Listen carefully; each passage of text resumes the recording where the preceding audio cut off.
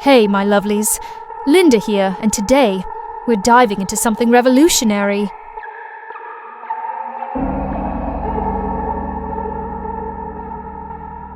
Dermaglow Extreme Peel. Promises a whole new you, overnight. A fresh start. Literally. And who doesn't want to wake up looking brand new? The packaging was undeniably opulent and minimalist lettering that whispered of luxury. Ooh, fancy. Let's see what the hype is about. I unfolded the instructions, my eyes scanning the fine print. Become a new person in one night? Bold claim. But the reviews, they're glowing. A flicker of unease danced across my features. The brand was unsettlingly obscure, almost non-existent, yet the before and after photos were impossibly perfect. This was sent to me by a high-end skincare brand. They claim it's dermatologist approved, though there's not much info about them online. Still, the reviews are amazing, so let's give it a go.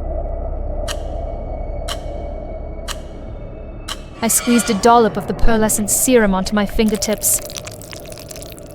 The texture was cool, almost icy, a stark contrast to the growing heat in the studio lights. Feels nice. A little tingle, but nothing crazy. I applied it all over my face, meticulously following the instructions. The initial coolness morphed into a subtle warmth, then a prickling heat that made my skin tighten. Okay, feeling that kick in. This is just it working its magic. A little facial workout. A very intense facial workout. A few minutes ticked by, each one an eternity. The heat intensified, morphing into a searing burn that made my skin feel like it was stretched to breaking point. I glanced at the mirror, my breath hitching. My face was a grotesque shade of crimson, tiny red bumps erupting like angry volcanoes. Whoa, that's intense. Definitely working. Wow, it's definitely potent. But beauty is pain, right? And trust me, the results are going to be so worth it. Imagine waking up with skin like porcelain, like a goddess. My eyes darted to the chat, where the comments were morphing from excited anticipation to frantic warnings. Guys, relax. It's all part of the process. You know how these extreme peels are. They're intense, but they're also incredibly effective. Just stick with me and you'll see. We're going to transform together. Think of this as a beauty ritual, a sacred transformation. I could feel something shifting beneath my skin, a subtle, unsettling movement. Isn't it amazing how quickly it works? Like, it's really getting deep, you know? It's like it's changing me from the inside out. Ha, ha, ha. Don't you just love that feeling? That transformative feeling? 15 minutes, the recommended time, the point of no return. My face throbbed, a pulsing, agonizing ache. This is more than I expected. Maybe I should rinse it off now. I rushed to the bathroom, desperate to wash it off. But as I touched my skin, a large patch peeled away. Panic seized me, my hands shaking as I frantically splashed water on my face. But it only made it worse. My skin sloughed off in sheets like wet paper. My pores dilated, oozing a thick, viscous fluid. My reflection was a horror show, a grotesque parody of my former self. I stumbled back to the studio, my vision blurring with tears. I looked at the mirror, and my blood ran cold. Something was moving under my skin, squirming, writhing. It felt like insects, like worms, desperate to escape. Release me. A voice rasped from my throat, not mine. My fingers slick with the viscous ooze, trembled as I fiddled with the camera's focus. Just a little adjustment. We wouldn't want to miss any of the magic happening, would we? The shifting beneath my skin intensified, a frantic, desperate struggle. It's like a butterfly, you know, in its chrysalis, going through its metamorphosis. A beautiful, glorious transformation. The burning intensified, a searing, white-hot pain that made me want to scream. But the smile on my face remained fixed, an unnaturally wide, grotesque grin. Almost there, I crooned, my voice a distorted parody of my usual cheerful tone. Almost perfect. My eyes widened, not in fear, but in a strange, detached fascination. I watched as my reflection began to change, the smooth porcelain skin warping and twisting, forming grotesque alien shapes. Look at what it's doing. It's rebuilding me, making me better. The final layer of skin peeled away, revealing the grotesque alien face beneath. But even as I stared at the horrifying visage, it began to smooth out, to reshape itself. The warped features softened, the alien contours melted away, and a new face emerged. A face that was even more beautiful than my own. Perfect. Finally, perfect. Now, where were we?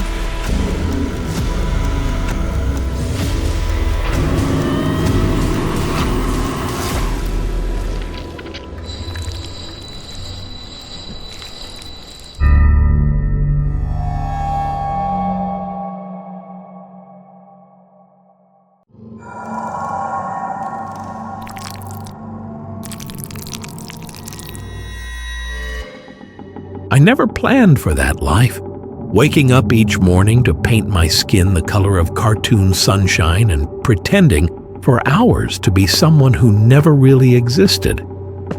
But you didn't always get to choose.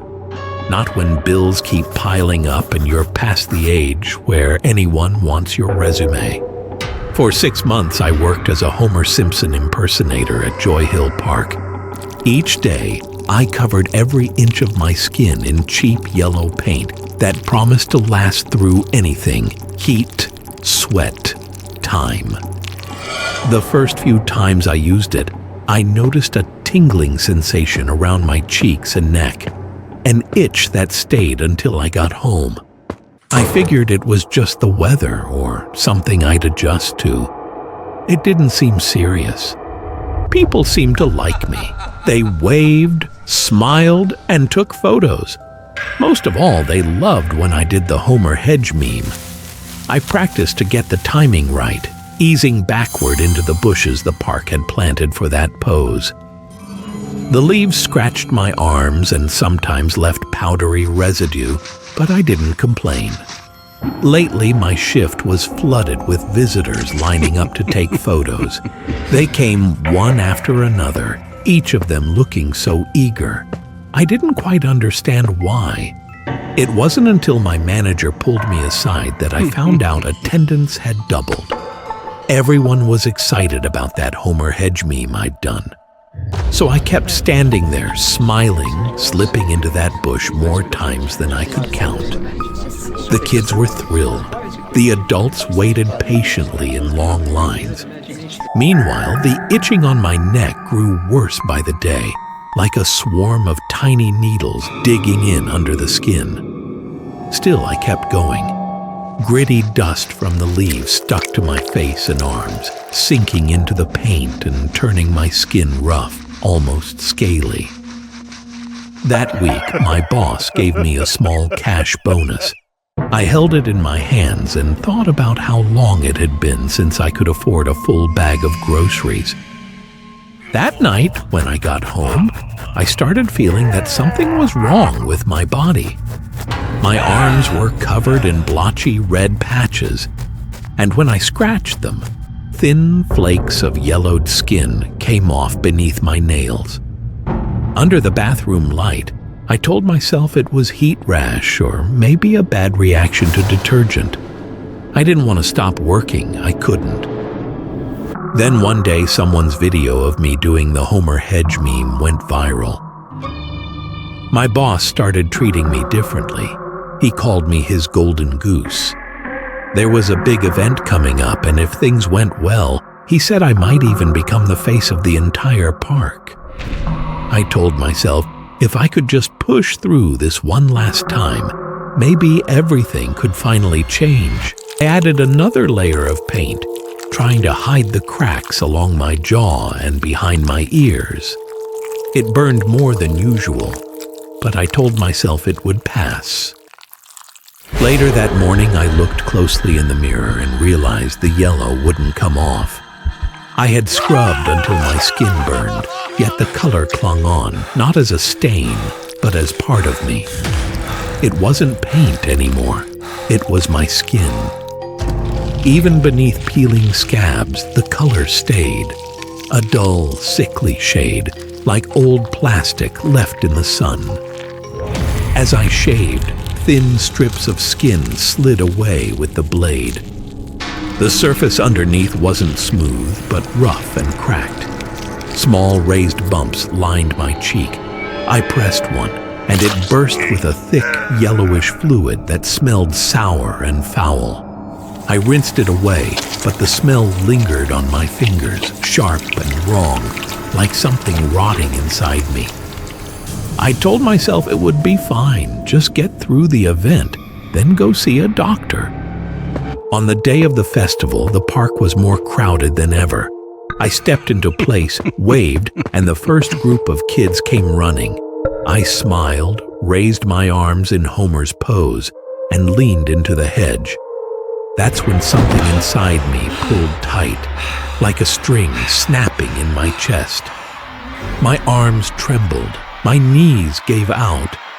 I remembered falling, the gasp of the crowd, the blur of faces. My cheek hit the pavement, and I felt something peel away. There was no sharp pain, just a wet warmth. I saw a piece of my face, yellow, frayed, lying on the ground beside me. A guard rushed over and reached out, but when his hand touched my arm, he recoiled. His glove was smeared with thick, amber-colored slime. I tried to speak, to explain, but my lips cracked, splitting open. More yellow seeped through. My skin started tearing in long, curling strips. Beneath it, the flesh was soft, swollen, oozing and raw, like meat gone bad. I heard screams. People backed away. I tried lifting my hand, but it barely moved. My joints were stiff, frozen in place. I didn't know what had happened in that bush. Maybe it was the paint, or the heat, or that powder that clung to the leaves. Maybe it was everything, working together, day after day, until my body couldn't resist anymore. Now I sat in a room with white walls and locked doors. They said I was sick. They wouldn't bring me a mirror, but sometimes I caught glimpses in the glass. I still saw yellow. And sometimes the screams came back to me, along with the stunned faces frozen in fear.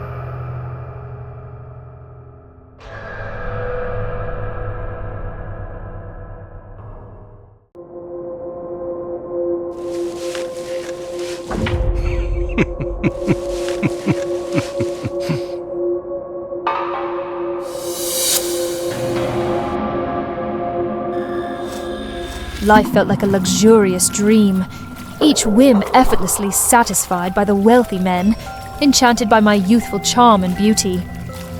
Being a sugar baby had its perks: exclusive apartments, designer dresses, first-class vacations, and extravagant gifts. I was admired, pampered, and envied. And whenever a patron failed to fulfill my increasingly lavish desires, I moved swiftly and effortlessly onto the next, my heart untouched, my conscience clear. This time, my target was Kurt, a celebrated fabric collage artist, renowned for transforming simple cloth into mesmerizing works of art. He was a man whose immense wealth far surpassed that of anyone I had ever been with. but more than just buying me expensive things. He spoke to me as if I was something rare, something precious. Jess, you're my muse. I want to show you something no one else has seen. My sanctuary. Come with me to Paradise Island. The name itself thrilled me. I imagined private beaches, candlelit dinners, a sun-soaked villa filled with art and opulence. Giddy, I told my best friend about it that same night. Her reaction, however, was not what I expected. She asked, her voice hushed. Are you sure this is a good idea? I've heard weird things about Kurt. Girls who dated him before. They just disappeared, deleted their socials, cut off everyone. I laughed it off.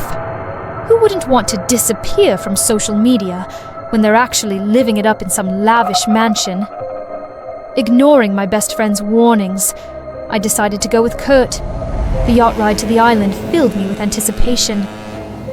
And when we finally arrived, I was left almost speechless. The lavish old mansion rose majestically from the lush greenery, like something pulled straight from a dream. It was beyond anything I had imagined. I didn't see the way Kurt watched me from behind, not with affection, but with something colder, more calculating. Inside, the mansion was filled with fabric portraits, hundreds of them, each one a depiction of a woman, crafted from layers of different textiles that somehow captured the unique beauty of every face. They looked startlingly lifelike. I had no idea what kind of fabric Kurt used, but it looked uncannily like real skin. Drawn by curiosity, I stepped closer to one of the pieces and instinctively reached out to touch it. Please don't. They're very special to me. I lowered my hand, offering a polite smile. They're stunning. They almost look real. That's because they are. I assumed he meant emotionally real, artistically compelling. I didn't question it. The first few days were bliss. Sunbathing, drinking wine on the terrace, long conversations about beauty and inspiration. But then, little things began to unsettle me. While swimming in the pool, I spotted an earring lying at the bottom, delicate, old-fashioned, and completely out of place. At night, I heard tapping on my window, and once when I pulled back the curtains, there was the faint imprint of a hand, smeared and ghostly, pressed against the glass. In the bathroom, the water sometimes ran black for a second before turning clear again. I told Kurt. He smiled calmly. Old plumbing, tropical animals. Nothing to worry about. But I was worried, more than worried. I wanted to leave. Just let me finish your portrait. One more day. Then I'll take you back. That night, I dreamed of a woman crawling toward me on all fours, her body twisted, her face missing.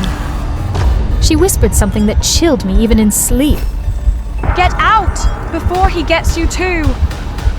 I woke up in a cold sweat and packed my bags. I didn't care about the painting or the promise of paradise anymore. I just wanted out. Everything felt terrifying. Nothing about this place was normal. As I crept through the darkened hallway, the portraits on the walls seemed different. Their eyes followed me. Their expressions, once serene, were now pleading. I paused in front of a new painting, one I hadn't seen before. The girl was young, beautiful, her mouth slightly parted like she wanted to scream. It smelled wrong, like rust and something sweet rotting underneath. I reached out despite myself. The canvas felt soft. A lock of real hair fluttered to the ground. The painted skin peeled at my touch, wet, red, and warm. I screamed. Then Kurt was there. Where are you going, Jess? Your portrait isn't finished. I turned and ran. I slipped through the nearest door, not caring where it led. All I knew was that I had to get away from Kurt. Every cell in my body screamed that something about him was dangerously wrong. The room was littered with scraps of fabric, but they weren't just ordinary cloth. They had fallen from what was left of bodies. I looked down and saw her, a girl my age, her eyes wide open and unblinking. Her skin had been peeled away in strips, revealing raw muscle and exposed bone. Beside her, her hair was tied neatly in a ribbon, like a prop. Realization crashed over me, shattering every illusion I'd held dear. Kurt hadn't simply immortalized beauty on canvas. He trapped it cruelly within layers of paint, flesh, and agony. All those silent, beautiful girls, forever frozen, were now masterpieces on his walls. Kurt stepped into the room, holding a knife and a sewing needle. He walked to the body and began to work, gently applying her flesh to a canvas, humming as if lost in thought.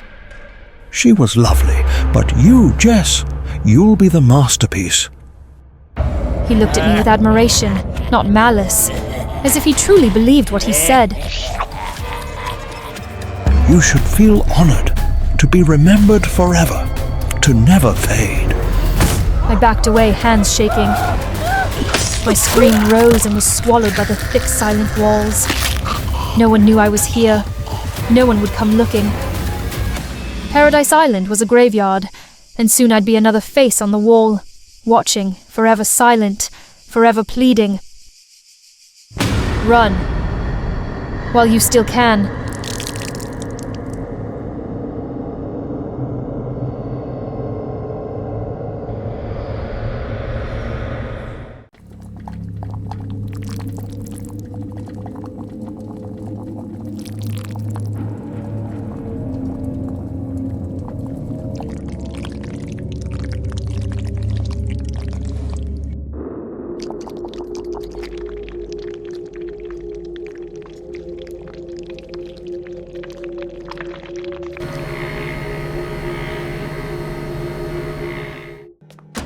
Hi there. What beauty service would you like today? This is my first time ever at a spa. In my whole 16 years of life. Looking like a total mess. I want to get waxed, but just got bullied and called a half-evolved monkey. Like this. Can it all be waxed off? Of course. I'll help you get smooth, silky skin. I lay on the bed, wrapped in nothing but a thin towel. All my imperfections were exposed in front of a stranger, making me more nervous than ever. Is this your first time getting waxed?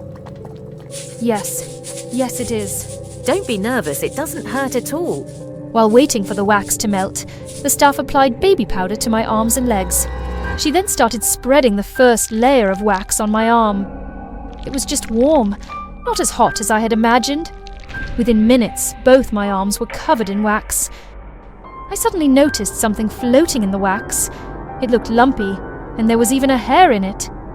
Oh, it's probably just one of my hairs. Sorry about that. I clenched my teeth, anxiously watching as she peeled at the edge of the wax strip, and then yanked it off in one swift motion. I looked down at my arm. A large patch of hair was gone, leaving my skin red, but there was still a thin layer of fine hair. Don't worry, since it's your first time waxing, your pores haven't fully opened yet. I'll do one more round to get rid of all the fine hairs. It won't hurt this time. Another layer of wax was spread over my already swollen arm. I could only trust her and stay still on the massage bed.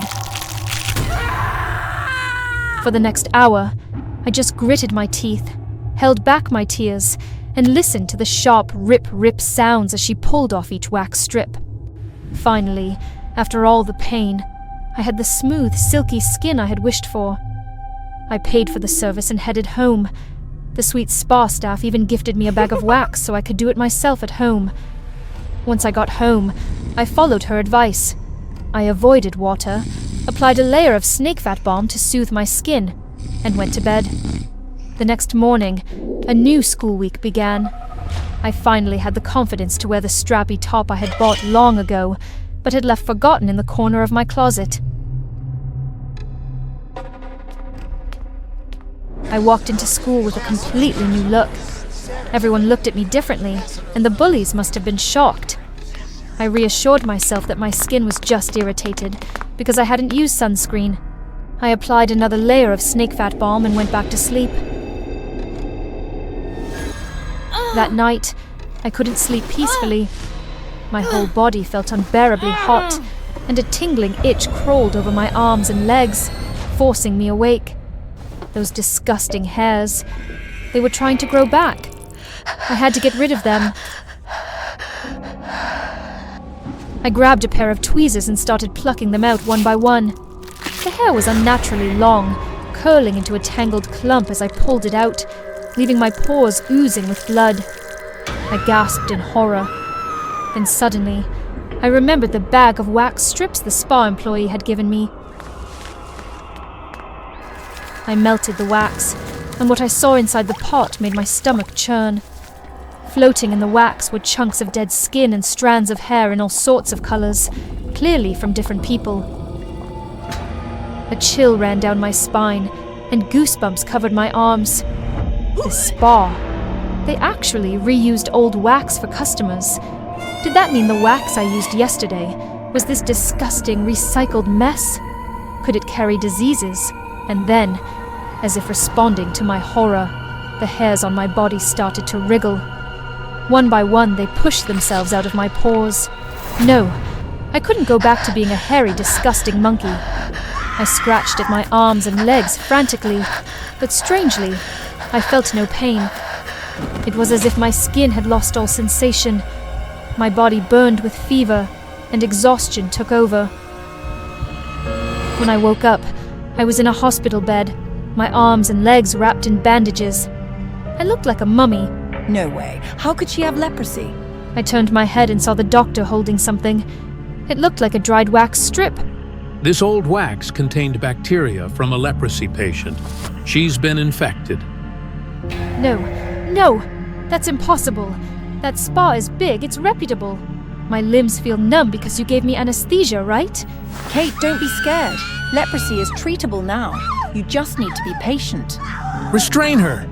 We will come up with the best treatment plan for you. Please cooperate.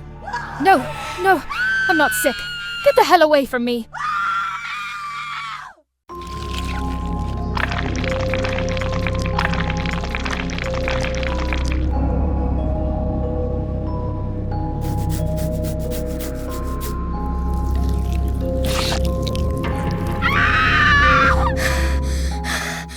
Just leave it at the door. I want to sanitize this entire house. Hurry up.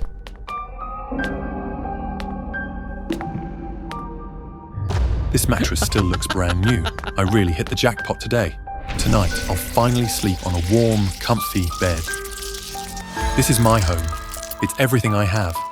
As someone uneducated with no place to rely on, I've struggled to survive alone in this suffocating city.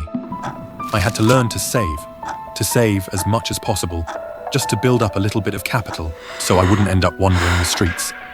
After a long, exhausting day of work, I quickly finished my simple dinner and happily fell asleep on my new mattress.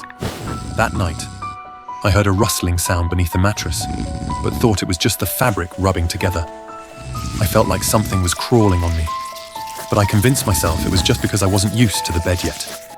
The next morning, I woke up with my body covered in red welts, itching so badly it drove me crazy.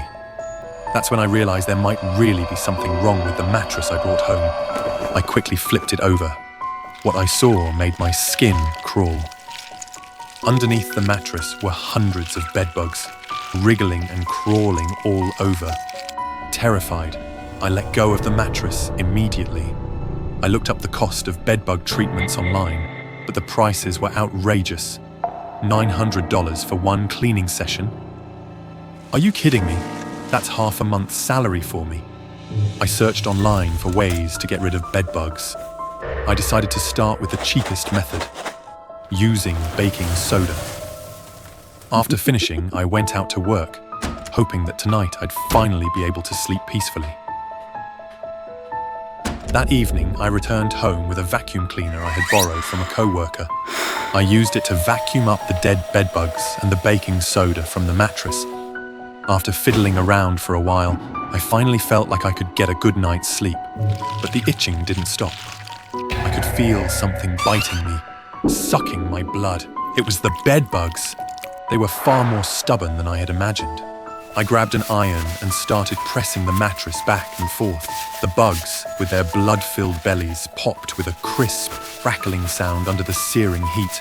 Once there wasn't a single bedbug left in sight, I felt reassured enough to go to sleep again. But my peaceful sleep continued to be disrupted.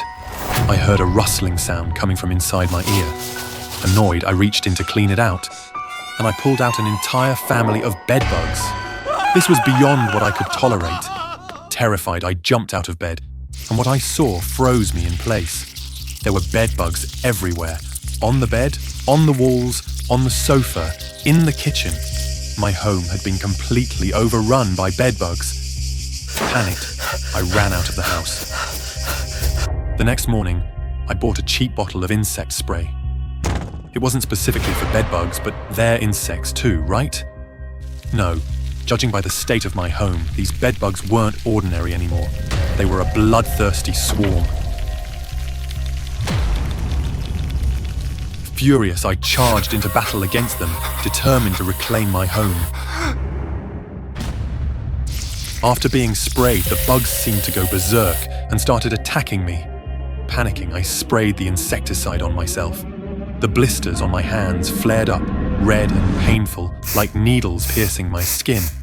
The bottle quickly ran out, but there were still far too many bugs. They climbed over the bodies of their fallen comrades, swarming toward me.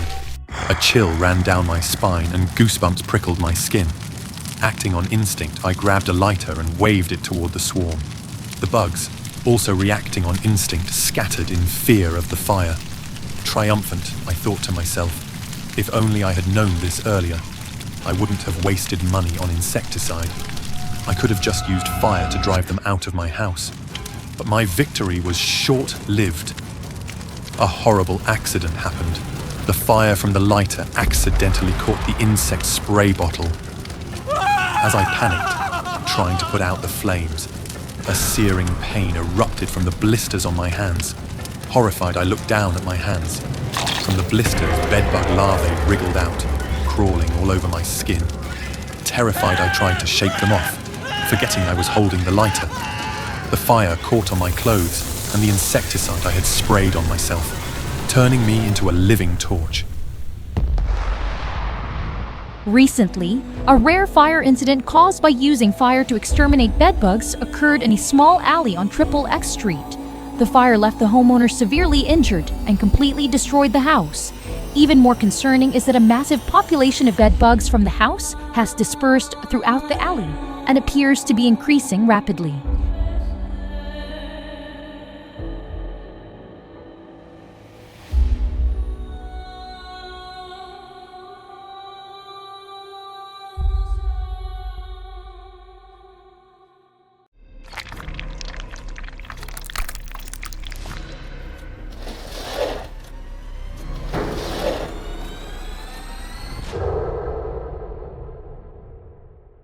I pushed the glass door open, greeted by the faint smell of acetone and cheap air freshener. The nail salon was cramped, with walls adorned by faded posters of hands flaunting impeccable nails. The flickering fluorescent light above made the already dim space feel even more unsettling. But I didn't care about ambience. I just needed to distract myself, to feel like I was taking care of myself for once after weeks of spiraling since losing my job. The woman who greeted me had a weary smile. Her hands, however, stole my attention. Covered in warts and blemishes, they were grotesque. My stomach turned, but I told myself to stay calm. "Don't judge her," I muttered under my breath. "She's probably had a tough life, just like you." I sat in the cracked leather chair and placed my hands on the counter.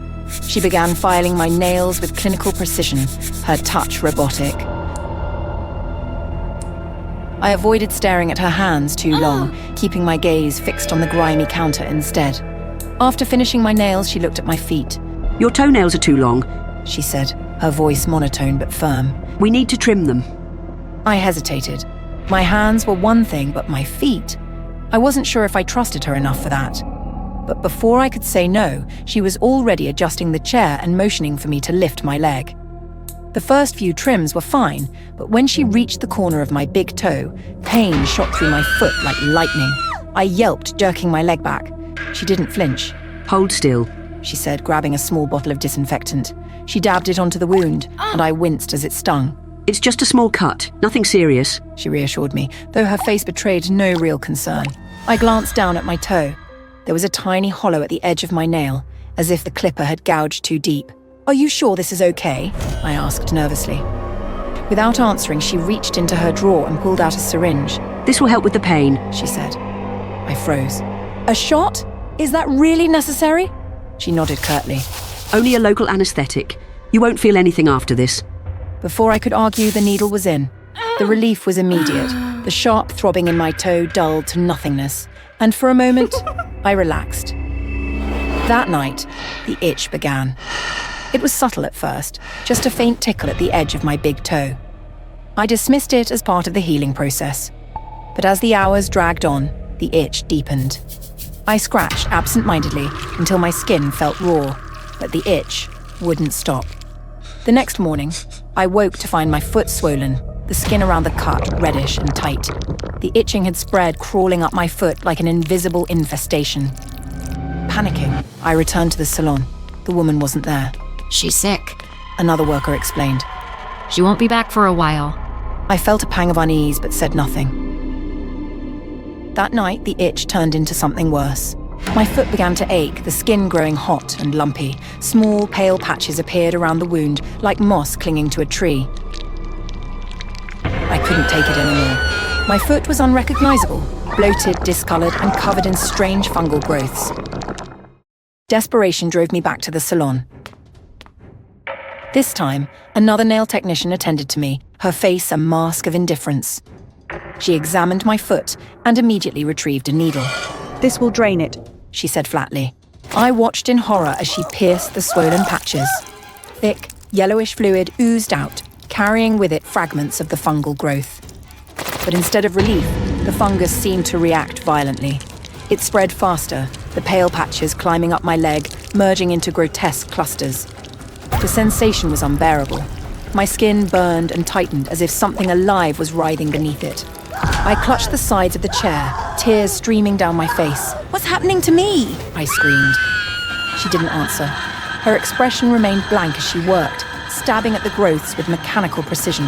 I didn't know if she noticed that the infection had reached my hands. The skin on my arms bubbled and cracked, the fungus spreading in relentless waves. My vision blurred, my head spinning from the pain.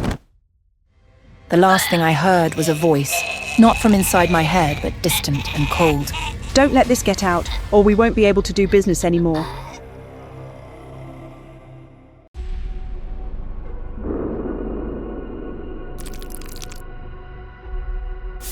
I didn't know it would seep into me like poison. None of us did. Back then, the excitement of the role, the promise of fame, was a song I couldn't resist. "You're perfect for the Tin Man," the director had said, eyeing me with that hungry, hollow smile. "We want real, authentic, pure art." Real. It always starts with that word. And so, I agreed when they told me the makeup would be special. An aluminum paint, a metallic sheen that would make my face gleam like I'd stepped straight out of a fairy tale. I sat in the chair for hours. The makeup artist was meticulous, layering on the aluminum liquid with a brush that felt stiff, almost sharp against my skin. The paint was cold, seeping into my pores, stiffening as it dried. I barely recognized myself when I glanced in the mirror, a grinning, gleaming statue of a man. Don't smile too much. The makeup artist warned. It might crack. Crack. I should have paid attention to that word too. The first sign was the itch. It started as a tickle under my chin, just beneath the aluminized jawline. "Cut!" I scratched absently, my fingernails scraping against the hardened paint. Nothing. My skin wasn't mine anymore. It was smooth and unyielding, a surface more metal than flesh. By day 3 of shooting, the itch had grown into a wildfire. My face burned underneath the layers of makeup, and the feelings spread like ants crawling up my throat into my ears. My skin no longer itched, it screamed. It's fine. The director barked when I complained. Art is sacrifice, remember? Look at you. You're beautiful. The Tin Man lives because of you. Beautiful. I stopped arguing. I stopped sleeping too, because every night I would wake with my body cramped in agony. Fingers curled into claws, toes bent until I thought the bones might snap. My skin felt hot, but my reflection was still ice cold. Then the coughing started. I was in my trailer rubbing my forearm absently. Aluminum dust shimmered off my fingertips like falling ash. I coughed once, then again, harder this time, and felt something catch in my throat. When I spit into the sink, the sputum was grey. Dark veins of aluminum streaked through it. It's fine, I muttered to myself, but my voice sounded wrong, hoarse, metallic, as if something hollow were vibrating inside me. I leaned in close to the mirror and gasped. The skin around my mouth had cracked. Tiny fissures ran from the corners of my lips, flaking open to reveal raw, oozing red. I touched it, and a piece of silvered skin peeled away like dried paint. I bit back a scream. I had become what they wanted, but... I went back on set the next morning, but no one would look me in the eye. Don't touch him. I heard one of the extras whisper. The stuff gets on you. It doesn't come off. My co-star recoiled when I brushed her arm. I looked down to see aluminum dust smeared across her pristine costume. I tried to wipe it away, but my fingertips left behind streaks, and when I pulled my hand back, my nails had turned silver. The burning worsened. My skin, no, my surface, tightened until I could barely move. I felt like a statue that might shatter if I moved too quickly. Still, they made me perform. Still, they called it art. The final scene was meant to be triumphant, the Tin Man walking into the sun. I staggered onto the set, blinking against the blinding light. Each step felt heavier than the last, my joints grinding like gears. Keep going! The director yelled. My feet stuck to the ground. I looked down and saw aluminum pooling around my boots, spreading like mercury, as if I were melting into the earth. I tried to lift my foot, but it was no longer mine. My toes had fused together, the aluminum consuming the spaces between them. Help, I croaked, my voice ringing like a cracked bell. No one came. The sun grew hotter. I raised a trembling hand to shield my face and saw the skin slough off, ribbons of aluminum paint fluttering away to reveal smooth, gleaming metal. My hand caught the light and reflected it back at me, a twisted, blinding mockery of myself. Almost there, the director whispered, his voice filled with awe. I opened my mouth to scream, but no sound came. My lips had fused together, my vision blurred, darkening at the edges, and in those final moments I realized what I had become, a statue, a monument to sacrifice. I woke up in a hospital bed, the ceiling a sterile white, my lungs burned with every breath, and a mask hissed softly over my face, pumping oxygen into me. You inhaled too much aluminum dust, the doctor said when I opened my eyes. You're lucky we caught it in time. Lucky. I spent 2 weeks trapped in that bed, ribs aching with every inhale, my body slowly purging itself of the aluminum poison. They told me my skin had turned blue during the reaction. I tried to laugh at the irony, but the sound came out broken. The studio sent flowers, but no apology. They're replacing you. My agent told me. It's not personal, okay? They're changing the makeup. It's safer now. Safer. I lay back in bed staring at the ceiling, imagining the next poor fool sitting in that makeup chair, letting the aluminum seep into his skin. I wondered if he'd see me in the mirror, a shadow of the Tin Man, trapped forever in the cracks.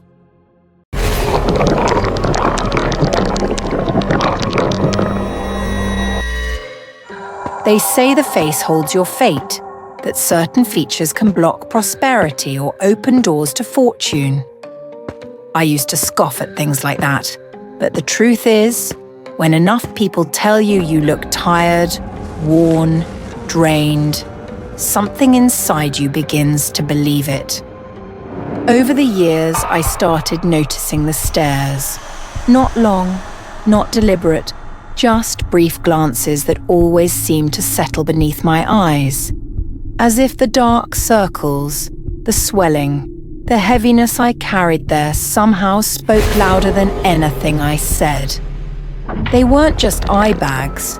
They felt like anchors, like weights that held me down, kept me small, kept good things just out of reach. So when I came across the ad, change your features, shift your fortune, eye bag removal, lifetime guarantee, last day of offer. Something inside me responded before I could reason with it, and almost without thinking, I booked the appointment right then and there. The spa was quiet, tucked inside a building I'd never noticed before. Its windows dim, its hallways strangely hollow, as if the place had forgotten how to welcome anyone at all. As I stepped in, the receptionist greeted me with such warmth, such urgency. You're so lucky. It's the final day. If you don't decide now, you may never get this chance again. And I, already so tired of second-guessing, just nodded. I told myself it was fine. They didn't ask much, barely anything at all, and before I knew it, I was lying beneath bright lights, the procedure unfolding faster than I was prepared for. I lay back and closed my eyes as they worked in silence. I felt pressure, a tug, the strange sensation of something sliding free beneath my skin.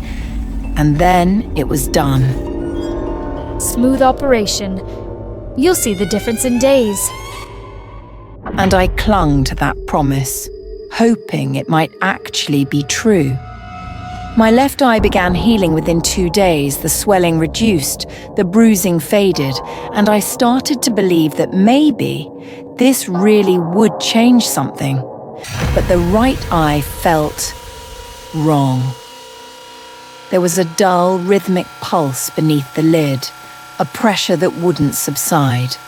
By the 3rd day, the area began to itch from the inside, and that night, as I bent over the sink to wash my face, I caught sight of a thin stream of blood curling down my cheek, slow, deliberate, like my skin had started to cry. I pressed gently, trying not to panic, but the pressure was building. Beneath the lid, I could feel something pushing outward, like a fist against silk.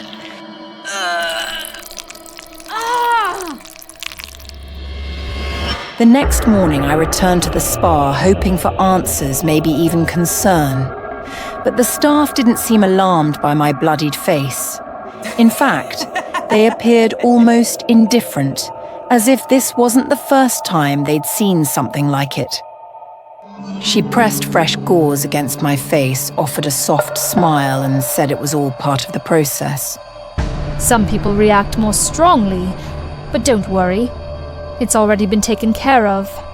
There was something rehearsed in her tone, something too smooth to be entirely sincere, but I didn't push. Maybe I needed to believe it was still going to be okay. After all, I'd already come this far. At home, everyone kept looking at me, but no one said anything.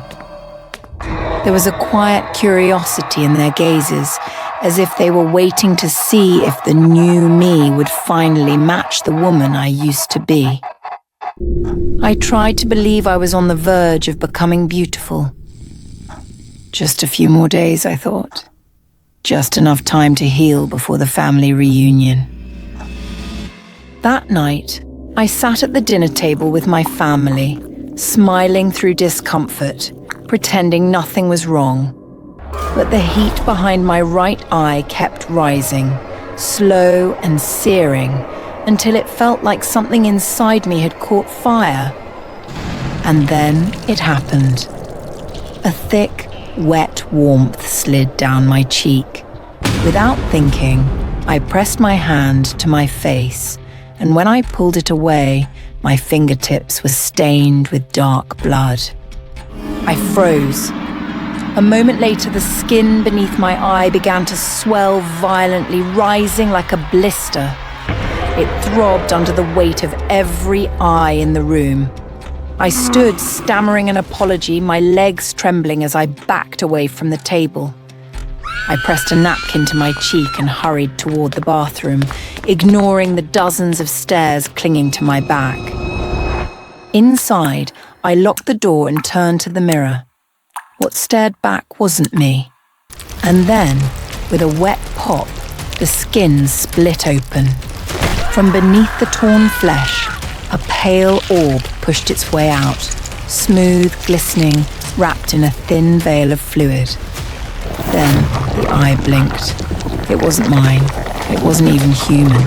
Smaller but fully formed, growing beneath my skin, with a deep red iris and a pupil slowly narrowing to the light. The worst part was, it was looking at me. It studied me. And in that moment, I felt more exposed than I ever had in my life. I stumbled backward, shaking, breath shallow and sharp. My real eye, the one I was born with, had turned glassy, unfocused, as if it had given up. But the new one, this thing, was learning. It blinked again, slower this time, like it was getting used to the world, getting used to being here. In that moment, I realized not every fate is meant to change for the better. Maybe I should have never cared so much about how others looked at me, because now I've lost who I am.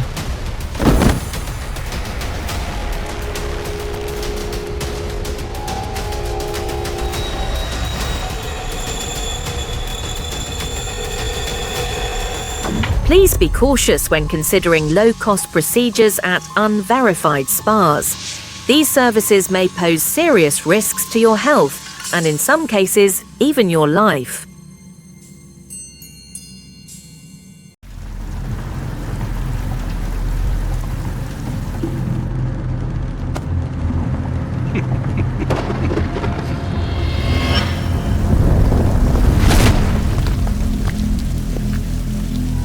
My chest hurt, tight and suffocating like a boulder pressing down on me. I struggled to breathe, thrashed around, and suddenly jolted awake. Emily, don't be scared. I'm here. We're still alive. I took a deep breath, trying to calm myself down. That's right, Jaden and I were visiting a village in the valley. On the way, a massive landslide happened, but luckily we had gotten off the bus before it hit. Yeah, when Emily screamed that the bus was going to be caught in a landslide and started yelling to get off, I seriously thought she'd lost it. But right at that moment, I suddenly got a stomachache, so I had no choice but to get off with them. And you know what? Everything that happened after was exactly like in her dream. This is insane. Blurry images flashed through my mind. I remembered telling Jaden about my dream, and we both decided to get off. So, the accident really did happen? I quickly grabbed my phone and checked the news. As expected, everything unfolded just like in my dream. The only difference was that Jaden, Lucas, and I had escaped the death trap. But since we survived the landslide, an eerie sense of unease clung to me, like cold, watchful eyes lurking in the shadows, like I was prey already, marked by a hunter. Once again, I woke up from a nightmare, my mind foggy. It's been almost a month since the accident, yet that nightmare keeps repeating every night. Emily, you're awake? I asked Julia to make some salmon soup for you. Since the accident, Jaden had always been by my side, taking care of me. As soon as I caught the fishy smell, my mind immediately connected it to the overwhelming stench of blood at the crash site. My stomach twisted, and I felt a wave of nausea. Seeing my reaction, Jaden quickly told the maid to take the soup away, then turned to me with concern.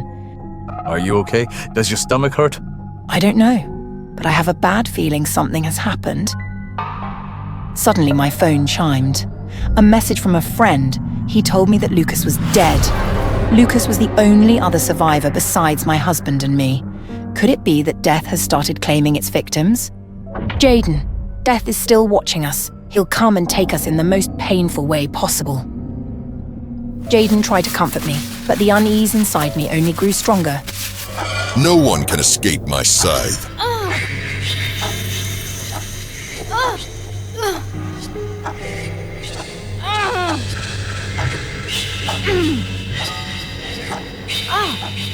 The nightmares kept repeating, leaving me sleepless every night. My body was exhausted beyond limit. Emily, come with me. I found a way to free you from these nightmares. I had no idea what Jaden had planned, but I still followed him, an uneasy feeling growing inside me. Jaden led me to the basement, and the sight before me left me stunned. Julia, our housemaid, was lying unconscious, tied to a table. A sickening feeling crept into my gut. Jaden was about to do something insane. As if to confirm my fears, he suddenly placed a knife in my hand. Emily, all we have to do is offer someone as a sacrifice to death. He will spare us and grant us the lifespan of the one we sacrifice. Jaden, but that means we're murdering someone. Don't be afraid, Emily. I've taken care of everything. Julia only has a brother with autism. He can't take care of himself. As long as we send him Julia's salary every month, no one will question her disappearance. Jaden gripped my hand tightly and thrust the knife down. Hot blood splattered onto my face. I screamed in horror. I had become a murderer. I woke up in the middle of the night once again. Ever since we took Julia's life, I had been haunted by bloody visions of that horrifying night. Jaden, lying beside me, quickly woke up, his voice filled with concern. But I couldn't hear a thing. My ears were ringing. It seemed my body had reached its limit, worn down by guilt and endless sleepless nights. A sharp pain shot through my stomach. Jaden rushed me to the hospital in the middle of the night. We sped down the empty road when suddenly, the path ahead was blocked. It looked like the road was under maintenance. A deep sense of unease gripped my heart. I told Jaden to slow down and find another route. Don't worry, I'll find another way. But something felt wrong. Jaden tried to hit the brakes, but they weren't working. His frantic stomps did nothing. Right before my eyes, the brake pedal snapped off. Horrified, I looked ahead. The construction site was getting closer, but the car wasn't slowing down. We were about to crash into the workers. My heart stopped. I heard the tires screeching against the pavement, the car jerking violently as Jaden swerved.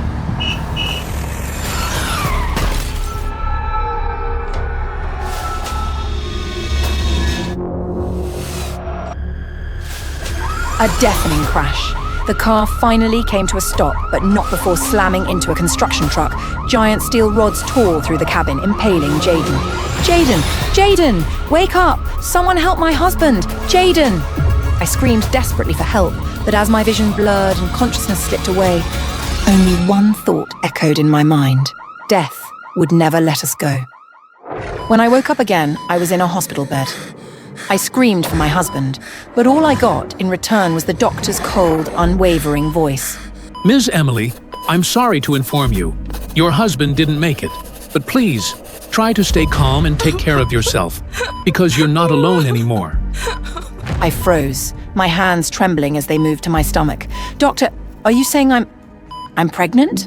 Yes, you're 8 weeks along, but your body is severely weakened.